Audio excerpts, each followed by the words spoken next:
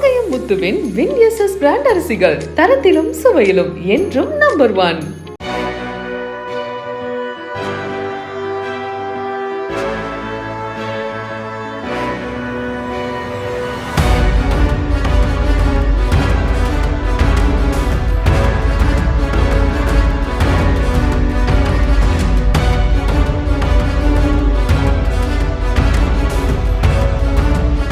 தூத்துக்குடியில் அந்தோணியார் கோயில் அருகே கடந்த 9ஆம் தேதி அதிகாலை சாலை ஓரத்தில் தாயுடன் படுத்திருந்த 4 மாத பெண் கைக்குழந்தையை கடத்திய நபரின் புகைப்படத்தை காவல்துறை வெளியிட்டுள்ளது.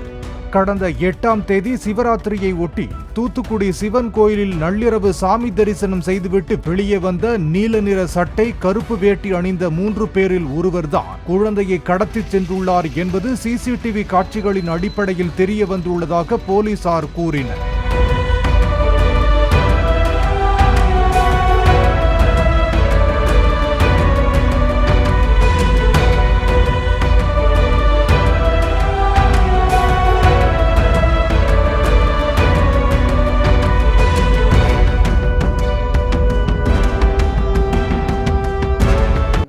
முத்துவின் வின்எஸ்எஸ் பிராண்ட் அரிசிகள் தரத்திலும் சுவையிலும் என்றும் நம்பர் 1.